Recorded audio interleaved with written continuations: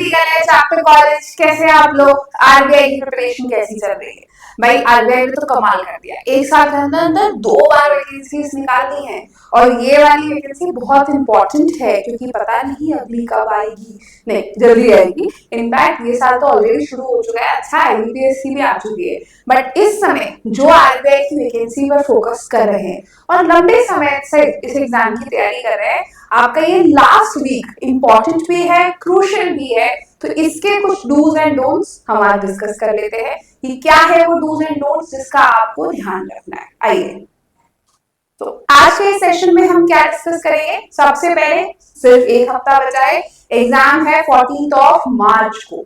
तो आज हम डिस्कस करने वाले हैं 2 मिनट के अंदर एक क्विक रिवीजन आपके एग्जाम पैटर्न का, कुछ प्रीवियस ईयर क्वेश्चन के ट्रेंड्स जो लास्ट ईयर से फॉलो हो रहे हैं, ताकि आप अपना लास्ट का जो 1 वीक है, ये 7 डेज उन्हीं टॉपिक्स पे फोकस कर सके। आपकी लास्ट 7 डेज की क्या स्ट्रैटेजी होनी चाहिए, क्या आपको यहाँ पे रिवाइज करना है, किन चीजों को आपको इग्नोर करना है, डिस्क्रिप्टिव आंसर राइटिंग की क्या आपकी स्ट्रैटेजी होनी चाहिए for both law and English, और कुछ डूज कुछ डोंट्स जिसका आपको ध्यान रखना है। तो लास्ट तक बने रहना, एग्जाम के लिए ये बहुत ही फायदेमंद चीज है। तो सबसे पहले तो रियलिटी चेक देख लेते हैं कि 7 डेज बचे हुए हैं, यहाँ पे आपको यहाँ पे क्या करना चाहिए। कुछ स्टूडेंट्स पैनिक करते हैं यहाँ पे, राइट? उन्हें लगता है सिलेबस खत्म करना है, आखिरी हफ्ता बचा है, कुछ और नए सब्जेक्ट्स पढ़ लेती हूँ या पढ़ लेता हूँ, ये वाला सब्जेक्ट मेरा यहाँ पर खत्म नहीं हुआ है, राइट? आंसर राइटिंग को इग्नोर कर देते हैं कि ठीक है आंसर तो वहां पे हम लिख लेंगे, लास्ट मिनट सेक्शन नए रिवाइज करने हैं या लास्ट मिनट में नया सब्जेक्ट खत्म कर लेते हैं। इस 7 वीक में 2 सब्जेक्ट्स तो माइनर हो ही जाएंगे, so they ignore the answer writing, right? Instead of going for bare act summary पढ़ लेते हैं। क्यों? 7 दिन है, 7 दिन में बेयर एक्ट से तो सब्जेक्ट खत्म नहीं होगा, तो फिर समरी से सब्जेक्ट खत्म कर लेते हैं, एटलीस्ट कुछ तो लिख पाएंगे। या फिर बिना गाइडेंस के रैंडम स्टडी करते हैं। तो क्या आपको इनमें से कुछ भी करना है? Is this something you should be doing in last 7 days? Not at all. ये आपको 7 दिन नहीं करना है। तो आपको 7 दिन क्या करना है जानने के लिए पहले 1-2 मिनट के अंदर एग्जाम का पैटर्न क्विक रिव्यू कर लेते हैं। तो यहाँ पर 2 पेपर पूछे जाएंगे आपसे, पेपर 1, पेपर 2। अच्छी बात है, आरबीआई में प्रीलिम्स मेंस जैसा कुछ नहीं होता है, जस्ट वन टाइम पेपर, एक ही बार होता है ये पेपर मेंस का, जिसमें 2 पेपर है, पेपर 1 एंड पेपर 2। पेपर 1 आपका general knowledge of law test करता है, यहाँ सब्जेक्टिव और डिस्क्रिप्टिव दोनों ही पूछे जाते हैं। यस, यानी कि 15 क्वेश्चंस आएंगे 30 मार्क्स के, ईच क्वेश्चन कैरी 2 मार्क्स जो कि ऑब्जेक्टिव होंगे, और साथ ही साथ यहाँ आपसे 120 मार्क्स के डिस्क्रिप्टिव क्वेश्चंस पूछे जाएंगे। तो यानी कि लॉ में आंसर राइटिंग इंपॉर्टेंट है। वही पेपर 2 जो कि आपका इंग्लिश का है, वो आपका प्योरली डिस्क्रिप्टिव होता है, जो कि आपकी writing and communication skills challenge करना चाहता है। यहाँ पर आपसे ऐसे, precis writing, comprehension based writing, कई बार बिजनेस एंड ऑफिस कम्युनिकेशन पे डिस्क्रिप्टिव क्वेश्चंस पूछे जाते हैं। सो ट्रस्ट मी गाइस, इस एग्जाम पैटर्न के साथ बहुत ज्यादा स्कोरिंग है। अब आपको करना क्या है ये देखिए। तो यूजुअली अगर आपको हाई स्कोर करना है तो आपको पहले ये समझना होगा what are the areas you should be focusing in these 7 days. 7 दिन में कौन से ऐसे एरियाज हैं जिस पे फोकस किया जाए ताकि हम हाई स्कोर कर सकें। तो जो आपका 250 मार्क्स का पेपर है ना, इसमें पेपर 1 लॉ का 150 मार्क है, पेपर 2 इंग्लिश का 100 मार्क है, पर दोनों ही पेपर यहाँ पे इंपॉर्टेंट है।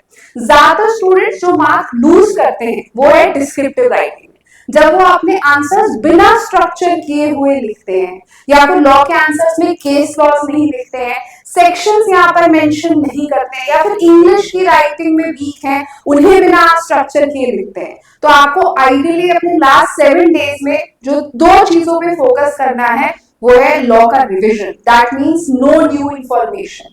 ये 7 दिन की नई इंफॉर्मेशन काम नहीं आएगी, जितना काम आएगा वो पुरानी इंफॉर्मेशन जो आप पढ़ चुके हैं बट आपको रिवीजन की जरूरत है। तो बेयर एक्ट उठाओ, इंडेक्स उठाओ और सेक्शन नंबर्स की मदद से वहां के रिवीजन करो लास्ट 7 डेज में, और जितना हो सके अपनी आंसर राइटिंग को प्रैक्टिस करो for both law and English. This is one thing which you should be doing right now. अब ऐसे में हाई टॉपिक समझना कि लॉ का रिवीजन किन एरिया से करें, उसके लिए प्रीवियस ईयर क्वेश्चन पेपर्स की अंडरस्टैंडिंग होना जरूरी है।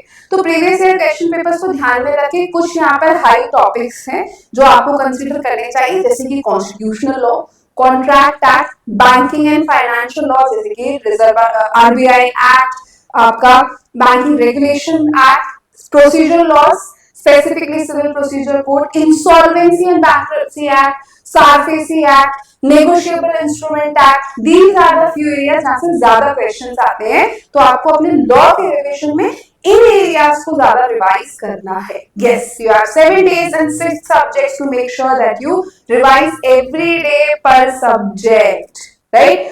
अब यहाँ पे रिविजन तो हो गया, राइट? सबसे बड़ी गलती रिविजन के समय बच्चा क्या करता है, राइट? ये रिवीजन नई किताबों से नहीं करना है, ये अपने खुद के पुराने नोट से करना है, वेयर एक्ट के इंडेक्स से करना है, राइट? और आपको यहाँ पे रिवीजन के साथ साथ करना है प्रैक्टिस, बट रैंडम मॉक्स नहीं देने, उन सब्जेक्ट से रिलेटेड स्पेसिफिक एमसीक्यू देने हैं. आरबीआई का कोई मॉक आपके पास है तो आपको वो देना है.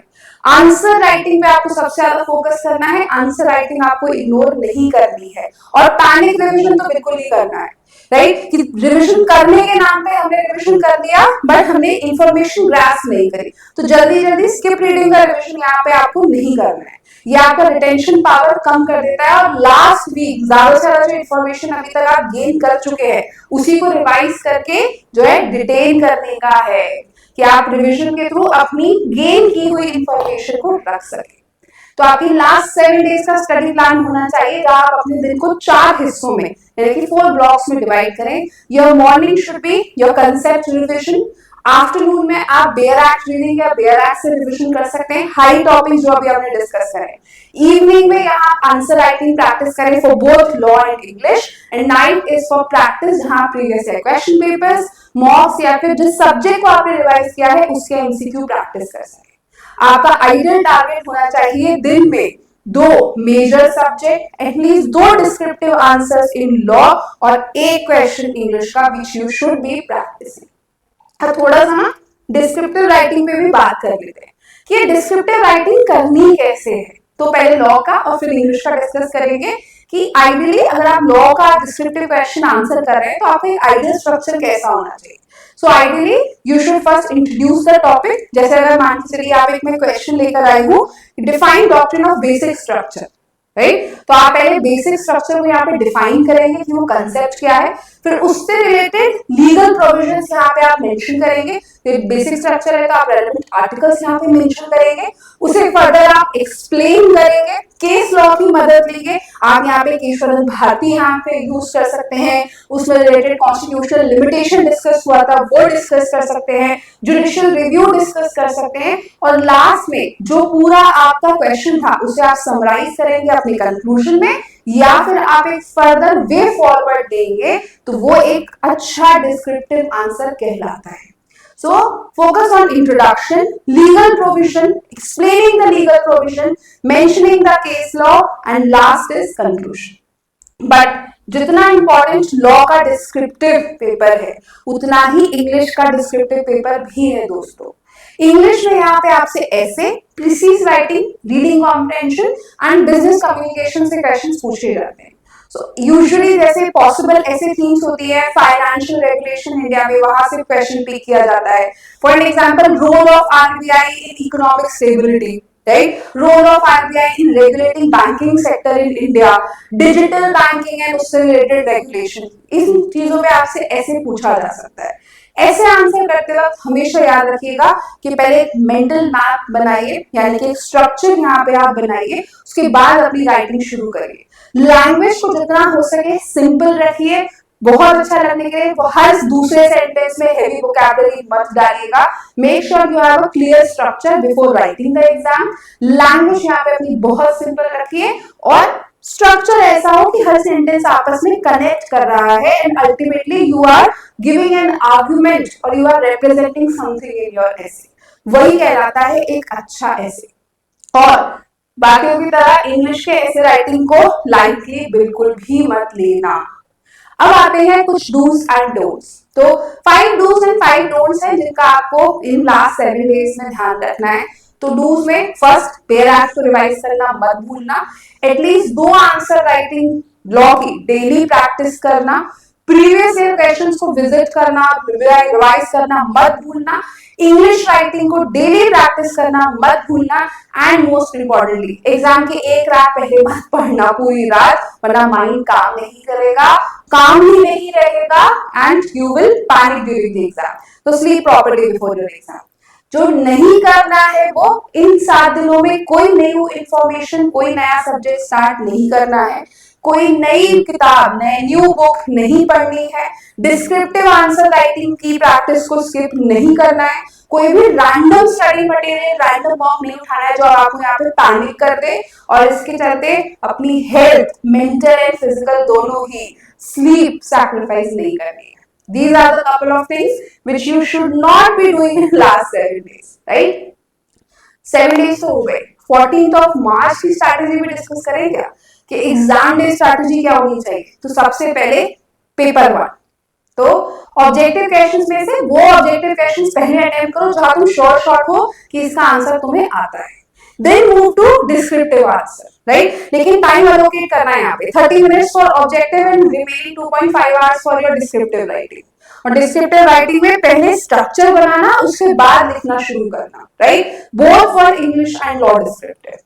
और सबसे इंपॉर्टेंट चीज जो तुम्हें याद रखनी है कि आरबीआई का legal officer is not about reading everything, सब कुछ किसी ने नहीं पढ़ा होता है। ये एग्जाम आपकी कंसेप्चुअल क्लैरिटी को चेक करने के लिए है, आपकी राइटिंग स्किल्स को चेक करने के लिए कि वो कितनी स्ट्रक्चर्ड है, और आपका काम माइंडसेट चेक करने के लिए। तो यहाँ पे अपनी कंसेप्चुअल क्लैरिटी स्ट्रॉन्ग है, आपकी राइटिंग स्ट्रॉन्ग है और आपका माइंडसेट काम है, तो आप एक एग्जाम क्रैक कर सकते हो। लास्ट 7 डेज में भी एक सिग्निफिकेंट इंप्रूवमेंट लाया जा सकता है दोस्तों। And for those who are not preparing for RBI legal officer, आपके लिए भी एक अपडेट है। यस, आईबीपीएस एसओ की डेट्स तो आउट हो ही चुकी हैं, ये सबसे सही समय है आईबीपीएस एसओ की प्रिपरेशन का। और ये प्रिपरेशन कैसे होगी ये मैं आपको बताती हूँ, राइट। अगर आप टॉप रैंकर्स की वेबसाइट पे जाएंगे, then click on the online courses, यहाँ आपको लॉ पीजी पे क्लिक करना है और आपको यहाँ मिलेगा आईबीपीएस एसओ। आईबीपीएस एसओ में अगर आप यहाँ पे देखेंगे तो यस, 16th of मार्च को हमारा नया बैच आ रहा है दोस्तों। यस, 16th of मार्च को we are coming with a new batch, और ये गवर्नमेंट लॉ ऑफिसर का ये कॉम्प्रिहेंसिव कोर्स सिर्फ आईबीपीएस एसओ ही नहीं, सेबी, आरबीआई और आने वाले इस साल बहुत सारे एग्जामिनेशन की आपको तैयारी करवाएगा, जहां हम आपको देंगे live and recorded lectures, study material जो आपके exam and previous year question papers को ध्यान में रख के बनाया गया है, 50+ मॉक्स, इन number of practice questions, practice sheet, और सब्जेक्ट डाउट सॉल्व करने के लिए मेंटरशिप, और साथ ही साथ स्ट्रैटेजी भी डिस्कस करने के लिए। So you have classes, material, practice question and mentorship, everything at one place for all your government law officer exams. फिर देर किस बात की, अभी से शुरू कर दो, राइट, क्योंकि 29 अगस्त को है पेपर, लेकिन प्रीलिम्स इजी नहीं होता है, प्रीलिम्स ही सबसे डिफिकल्ट होता है। तो अभी से अगर प्रिपरेशन शुरू करोगे तब एग्जाम निकलेगा। और एक गुड न्यूज तो और है, क्या कि अगर इस कोड का इस्तेमाल करते हो, विच इज LEACYT, तो you can avail the discount of flat 10% on all our courses.